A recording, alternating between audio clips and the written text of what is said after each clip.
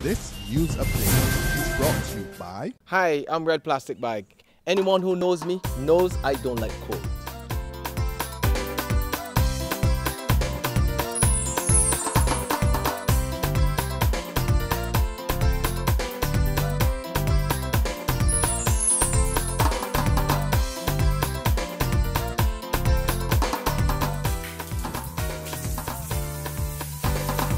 Sunshine reigns in my country. I love it. Catch the sun power.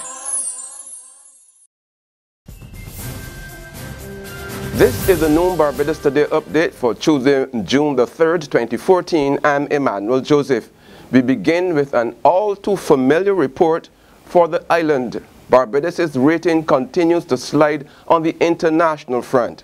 Moody's Investor Service has downgraded the island 3 notches to Ba3, maintaining a negative outlook.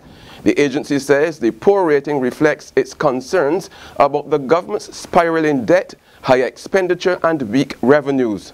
Moody's notes that while the government has implemented cost-cutting measures, including the retrenchment of 3,000 public servants, it will still find it hard to meet its target to reduce the high deficit. Moody's is not seeing any turnaround on the horizon.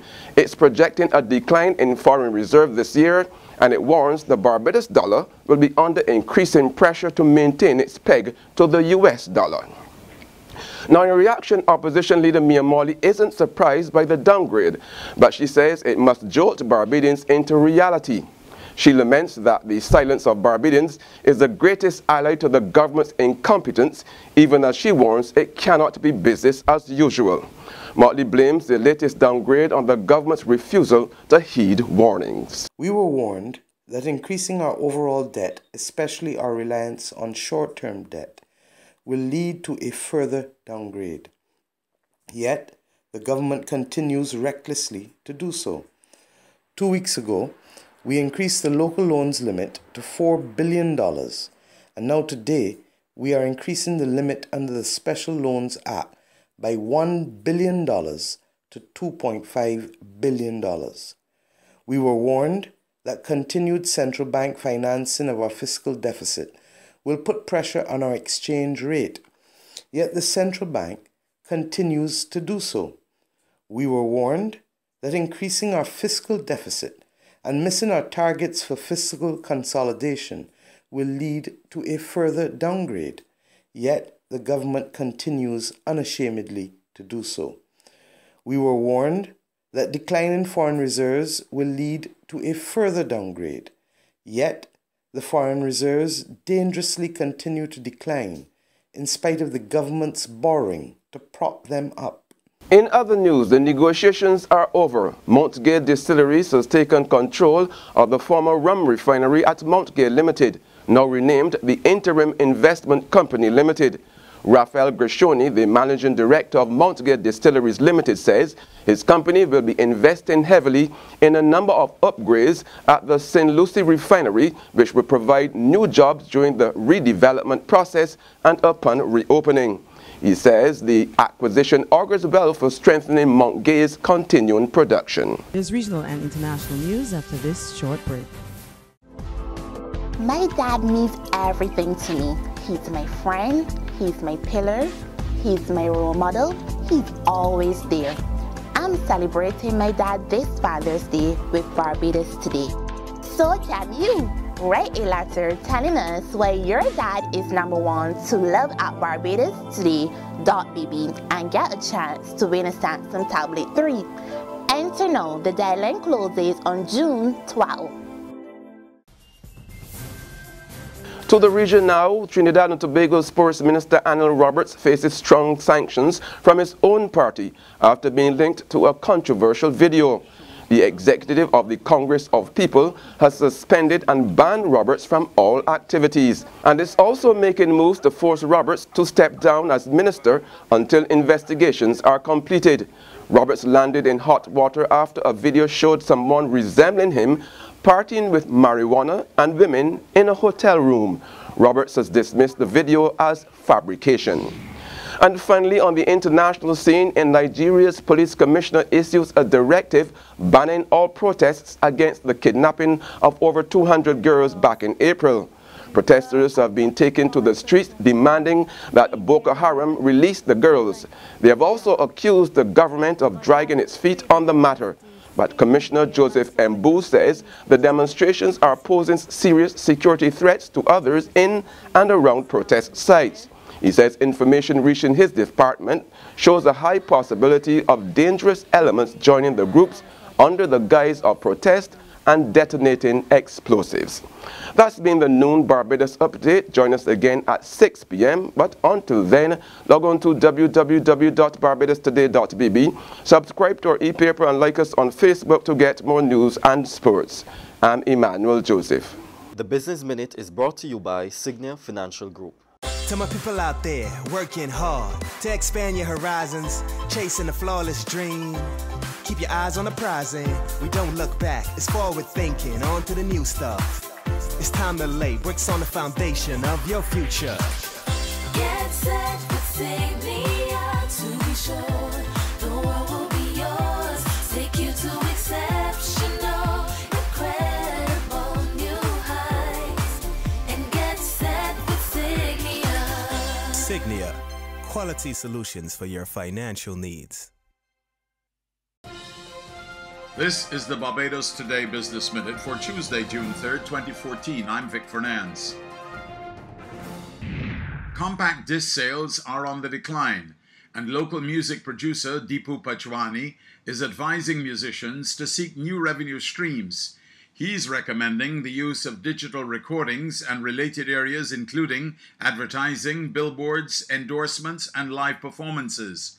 The operator of Lethal Studio says it makes no sense for local artists and those interested in pursuing a career in the industry to focus solely on selling music on CDs if they want to make a living. You can't really make money selling music right now. Basically that's it. But what comes off of it, the services that are offered at Golden Music, the advertising, Nikes, you know, so you get a product. Barbados is a product. Culture and music goes with it together. So that's how we have to learn to market our music now as opposed to going in now with our record shop, you know, which is not our anymore because of the CD sales. No one buys CDs anymore. So it's more you go to iTunes and you pay for it and go. You know. But our kids right now don't know the concept of what's going to buy a CD. They don't even know what CD really is. But Chief Executive Officer of CRS Music and Media Limited, Stephen Lubin, says while there's been a noticeable fall-off in the sales of CDs, they still have a place. The two are responding to questions during a recent media conference at Pelican Village following a trip to this year's Midem Music Festival in France. You can make more money from a sale of a physical CD than you will from a download. That is a fact. But while CD sales, yes, have diminished tremendously since 2002, I mean tremendously, we're no longer having the levels that we used to have, there are still sales out there, and there's still people that want to hold and touch a tangible thing. A local farmer and agro-processor is about to explore new areas of production. Managing Director of Armagh Farms, Richard Armstrong, says currently they manufacture potato and cassava fries, and he's about to add yam, plantain, and breadfruit. Armstrong says he will also be introducing a potato puree with the hope that it could become a part of the school meals program. Armstrong tells the Business Minute he will be getting a food technologist to carry out further research, but some of the products should be on the market in the next 2 years. Over the years, the amount of what we call ground food in Barbados, the amount of it being used has dropped. And it's not that people don't want to use it, it's not that they don't recognize the value of using it, the nutritional value, and these things. But what we have found is that the housewife, or people in general, just don't seem to have the time anymore to sit down and peel a yam or to peel cassava.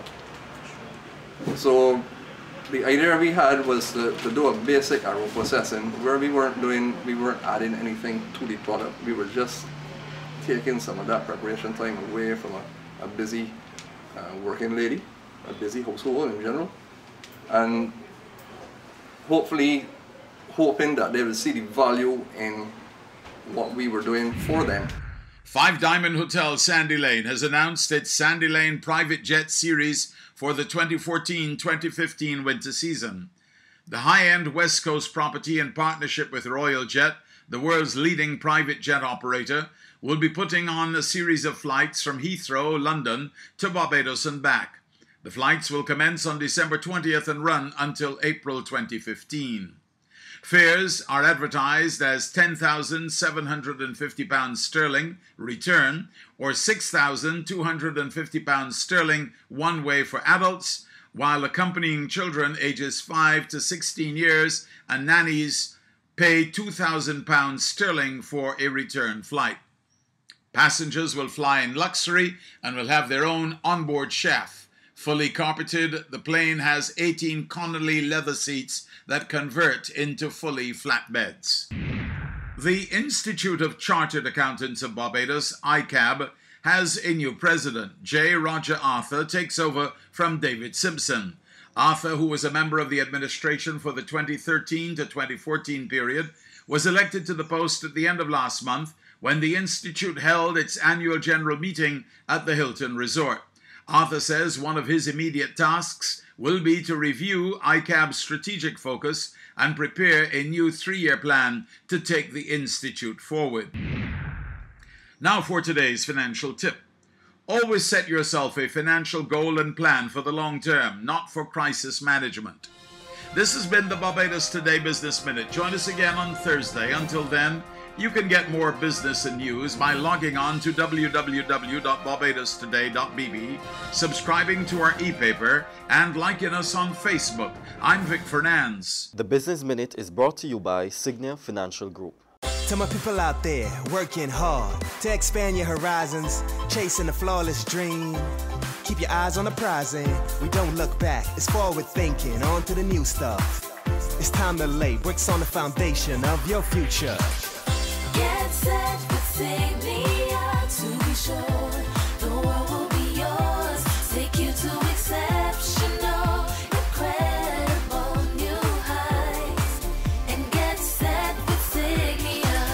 Signia, quality solutions for your financial needs.